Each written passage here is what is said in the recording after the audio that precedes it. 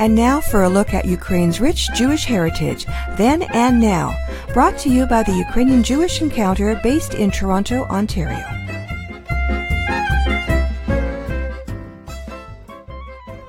This is Pavlina, producer and host of Nash Holos Ukrainian Roots Radio. The Felshtin Society is named after a Ukrainian shtetl called Felshtin, which today is the Ukrainian town of Hvardiske. The Felshtin Society began as a benevolent society organized in 1905 in New York City, and it's still active today. One of the most notable of its ongoing humanitarian efforts over the past 113 years is the refuge and relief that the Society provided to the survivors of the 1919 pogrom in Felshtin. 600 Jews perished in that brutal pogrom. In April of 2019, the Felshtin Society will hold commemorative events to mark the centenary of this tragic historical event. Last March, we spoke with the president of the Felshtin Society, Bernstein, who told us about the Society and its plans for these commemorative events. Recently, the Society announced some exciting new developments, which Alan has kindly agreed to share with Nash Holos listeners. We spoke by phone from his office in New York. So, Alan, welcome back to Nash Holos. Thanks very much. I appreciate your having me back. Well, it's great to have you, and this story is really fascinating to me, and I'm excited to hear about what's, the new developments. But just to refresh our listeners' minds, for those maybe who didn't catch the first interview, tell us a little bit about the Society and the history behind it that is bringing these commemorative events to the fore next year. Well, the Felshtin Society was begun as what was called a Landsmannschaft organization that was founded originally in 1905 right. in New York, and was basically something that people pulled together in order to be able to, first of all, deal with the issues of burial that they had a hard time dealing with in New York at that time because there were no consecrated Jewish cemeteries. Right. Well, there were very few, and there needed to be more. So they got together, and these people bought a plot of land in Staten Island. Other groups bought land in Long Island or in Queens or in some of the outlying areas. And that was one of the primary reasons for them to be together, was to have a burial society. And then there were other things as well. Of course, there was social, there was support. And then after the pogroms happened in 1919, they became much more of a benevolent society because they collected money for not only for the people who were displaced from their homes and lost everything, a tremendous number of orphans that were left after their parents were killed in the Ukraine, in Belarus, and in other parts of what was at one point the Russian Empire. After the Russian Revolution, there were just thousands of kids all over the place that needed to be housed and clothed and fed and educated. So there were orphanages that sprung up all over the place, and these Landsmannschaft organizations were very instrumental not only in collecting money directly among their own members and sending the money back and making visits, but they also were instrumental in connecting with important Jewish organizations like HIAS and Jewish Defense Council and things like that, that were also very supportive of these efforts to make sure that the kids had a place to live and adequate clothing and food and education. So that's where it started. And then in the 30s, in the 20s and the 30s, they were more focused on social activities and developing support networks for people who were building businesses and who were interested in doing a variety of other things. And eventually, in the late 30s, came to the point where they decided that it would be a very important thing to write a book. So the Felshtin Society's main focus of existence at that point became the writing of the book. Right. From the early to the mid-30s, and it was published in 1937. And what happened was people decided that it was okay for each of them to contribute a chapter. So some people contributed more than one chapter, and some people contributed other things aside from the written word. But Right. Basically, they got together and they put this wonderful book together, which we understand from a number of scholars who look at this type of literature and who feel that our book, the Felshtin book, is what it's called, is a very strong model of the kind of literature that was produced in response to these events. Right. And then, of course, when the Holocaust came and the Germans invaded this part of the world, the rest of the Jews who were living in the town were slaughtered and buried in a mass grave in the town. So the society persisted pretty much on a very regular basis through the 70s, and then people began to die off, and the original members were no longer interested or no longer capable of participating, so things really died off until about the 90s, when we began to become much more interested in the book and the translation of the book, which was written largely in Yiddish, and trying to see what we could do to maintain the society. So we had a 10-year anniversary reunions, one in 1999 and one in 2009. And 5 or 6 years ago, we decided that it was very important for us to think about what we could do to commemorate the centennial of this of the pogrom that occurred in Felshtin. And we began talking about it with a number of people, including like the YIVO Institute and the Museum of Jewish Heritage and other significant Jewish cultural organizations in the city.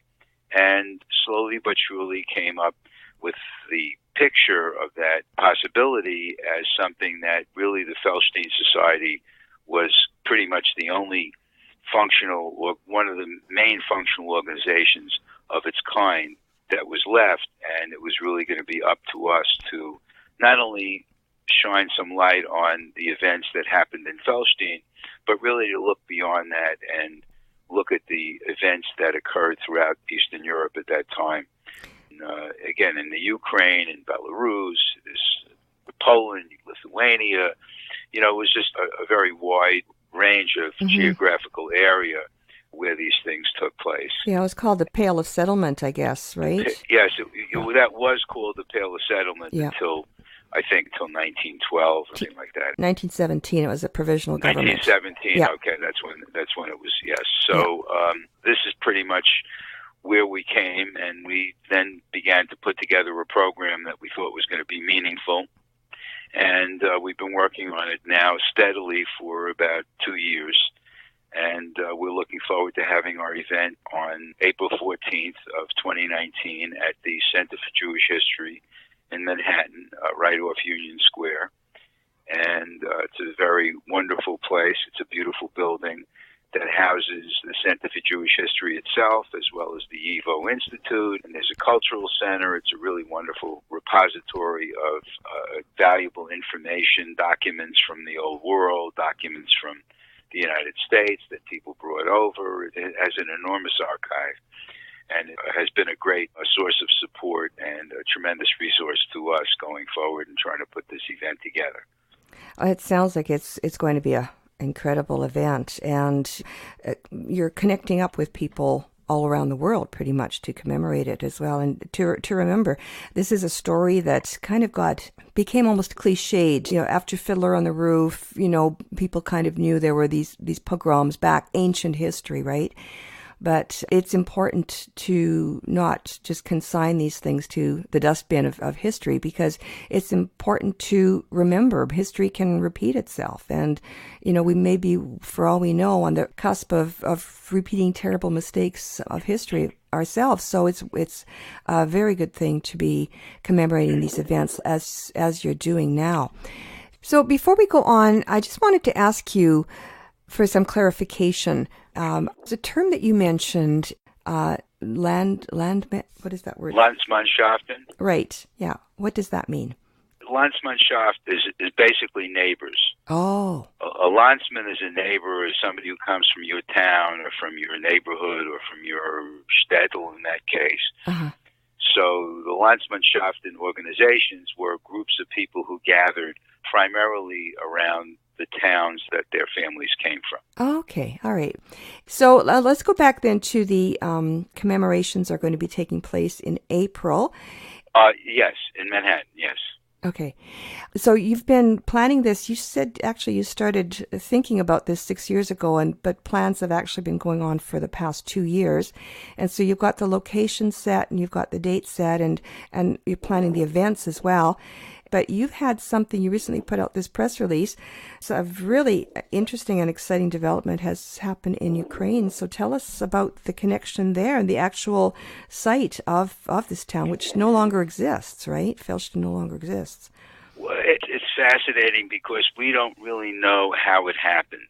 Oh. So we're kind of doing our own private detective work to find out exactly how this came to pass. We suspect that one of our members, one of our Felstiners, who actually was born in Felshtin and who grew up in Felshtin and whose family survived, even though they were Jewish, because they passed for Catholic. Oh. This lady, her name is Paulina Lerner, went back to visit Felshtin this past spring. And I believe it's as a result of her visit to Felshtin that the local Catholic priest got involved. And so I think that she happened to, when she was there, meet with the principal of the school, a fellow by the name of Yuri Fedorov, and they talked about what kind of sustained activities there could be that would bring the history, the full history of the town, to light for the school children. And they talked about the possibility of establishing a museum-type display in one of the corridors of the school where they have glass enclosed display cases. And wouldn't it be wonderful if we could do a visual depiction of what the town was like 100 years ago? Wow. And talk about the Jews and talk about how things came to pass. Now, they had that discussion. I believe that discussion spilled over to the Catholic clergy. Oh. And then we got this wonderful letter from Father Peter, who said to us that we're going to have a memorial on the date of the pogrom, where we pledged to have 600 people with candles lit in the town. Oh, wow. And we think that's a very powerful thing, and it's a wonderful message for the town to send and for the church to become involved in, and for us to be able to feel that our ancestors will be remembered in that way. Yes. On that day. So it's a really wonderful thing, and we're hoping to be able to work with other priests in the local area and maybe even, get it to spread a little bit. For instance, Khmelnytsky, which is only about 12 or 15 miles away, might be, another town where we could attempt to reach out to the local clergy and see if they wouldn't participate. Khmelnytsky itself has a synagogue that we're establishing communications with, but we're hoping that the activity of Father Peter will spread to other communities that suffered similarly in those days. Oh, yeah. What a great gesture of reconciliation. And yes, maybe we can think so. Yeah, maybe we can heal the wounds of the past and move forward, as I think people hoped over the centuries. So, what is the name of this church? It's Saint Wojciech Parish. Okay, and it's Roman Catholic. Yes, and Father Peter is also inviting the Orthodox, the Eastern Orthodox clergy to participate as well. Wow! So it's not only going to be Catholic. That's amazing. And and of course we're hoping that we're going to be able to get the synagogue and Khmelnytsky involved, and we'll see what happens. I've been speaking with Alan Bernstein, president of the Felshtin Society in New York. Next week, in part 2 of this interview, Alan will share more details about the Society's phenomenal connection with a school and a Catholic church in Ukraine, eager to help shed light on their town's lost Jewish heritage. Meanwhile, for more information about the Felshtin Society and the history of the Jewish shtetl, Felshtin, visit their website, www.felshtin.org, Felshtin, www.felshtin.org. So until next time, Shalom.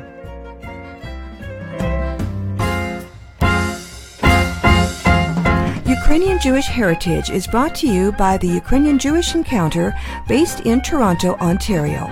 To find out more about their work, visit their website and follow them on Facebook and Twitter. Transcripts and audio files of this and earlier broadcasts of Ukrainian Jewish Heritage are available at their website, ukrainianjewishencounter.org, as well as at the Nash Holos website, www.nashholos.com.